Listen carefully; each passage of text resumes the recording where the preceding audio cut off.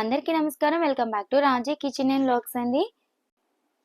అందరూ ఎలా ఉన్నారండి? ఈరోజు మన రెసిపీ వచ్చేసి ఫ్రాన్స్ రోస్ట్ ఫ్రై అండి.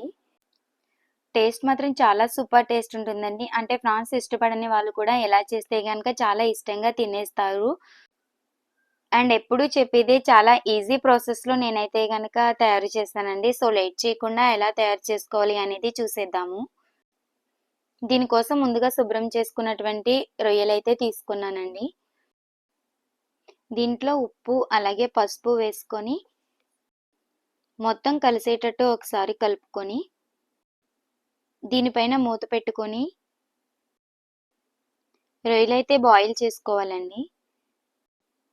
మధ్య మధ్యలో కలుపుకుంటూ బాయిల్ చేసుకోవాలండి. రొయ్యల్లో వాటర్ ఏమీ లేకుండా ఇలా దగ్గరకు వచ్చేంత వరకు కూడా మనం బాయిల్ చేసుకోవాలి. సో ఆల్మోస్ట్ మనకి చాలా వరకు కూడా ఇక్కడే కుక్ అయిపోయి ఉంటుందన్నమాట. దీన్నైతే ఒక పక్కన పెట్టేసుకోవాలి. ఇప్పుడు ఫ్రై కోసం వేరే పాత్ర ఏదైనా తీసుకొని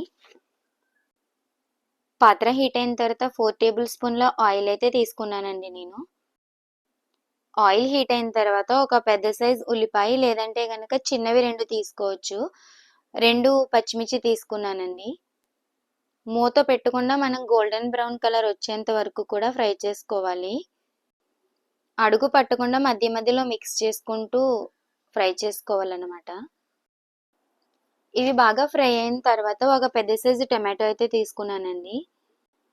టమాటో కూడా కొంచెం సేపు ఫ్రై చేసుకున్న తర్వాత మనం ముందుగా బాయిల్ చేసి పెట్టుకున్న ఫ్రాన్స్ అయితే దీంట్లో వేసేసుకోవాలి.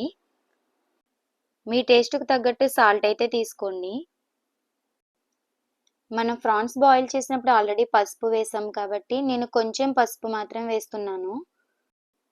దీంట్లోనే 1 టేబుల్ స్పూన్ అల్లం వెల్లుల్లి పేస్ట్ యాడ్ చేశాను. ఇవన్నీ వేసి ఒకసారి అయితే మిక్స్ చేసుకోవాలి అంతా కలిసేటట్టు.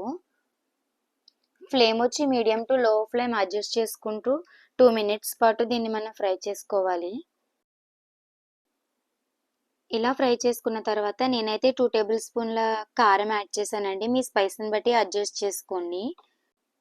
ఒకసారి మిక్స్ చేసుకొని కొంచెం చింతపండు అంటే చిన్న నిమ్మకాయ సైజ్ అంత చింతపండు తీసుకొని కొన్ని వాటర్ మాత్రం తీసుకొని దీంట్లో వేసుకోవాలండి. ఇలా చేయడం వల్ల నీసు స్మెల్ రాకుండా ఉంటుంది. అలాగే ఫ్లేవర్ కూడా చాలా బాగుంటుందన్నమాట. తర్వాత కరివేపాకు వేసుకొని మూత పెట్టుకొని కొంచెం దగ్గరికి వచ్చేంత వరకు కూడా దీన్ని బాయిల్ చేసుకోవాలి. కొంచెం దగ్గరికి వచ్చిన తర్వాత ధనియాల పొడి అలానే మీకు ఇష్టమైన ఇంట్లో తయారు చేసుకున్న గరం మసాలా అయితే చాలా బాగుంటుందండి. సో మీకు ఇష్టమైన గరం మసాలా తయారు చేసుకొని దీంట్లో యాడ్ చేసుకొని మొత్తం వాటర్ అంతా దగ్గరకు వచ్చేంత వరకు అంటే డ్రై లాగా అయిపోయేంత వరకు కూడా దీన్ని మనం ఫ్రై చేసుకుంటే చాలా బాగుంటుంది. చూసారు కదా, ఇంత దగ్గరికి రావాలన్నమాట. అంటే ఆయిల్ ఇలా సపరేట్ అయ్యి ఇంత ఫ్రై లాగా అయిపోవాలి. సో అలాంటప్పుడే చాలా బాగుంటుంది అనమాట. ఫ్రై లాగా ఉంటుంది టేస్ట్ వచ్చి. అంతేనండి. ఈ స్టేజ్లో ఇంకా మనం ఫ్లేమ్ వచ్చి ఆఫ్ చేసేసుకోవచ్చు. మనకి ఫ్రై అయితే రెడీ అయిపోయినట్టే. మా ఇంట్లో అయితే one of the favourite dish అని చెప్తానండి. సో మీరందరూ కూడా ట్రై చేయండి. మీకు ఎలా కుదిరిందో తప్పకుండా కామెంట్ చేయండి. ఇటువంటి ఈజీ అండ్ టేస్టీ రెసిపీస్ కోసం రాజీ కిచెన్ అండ్ వ్లాగ్స్ అండి నా ఛానల్ అయితే సబ్స్క్రైబ్ చేయండి. మీ ఫ్రెండ్స్ అండ్ ఫ్యామిలీ అందరికీ కూడా షేర్ చేయండి. Thank you so much. అందరికీ నమస్కారం.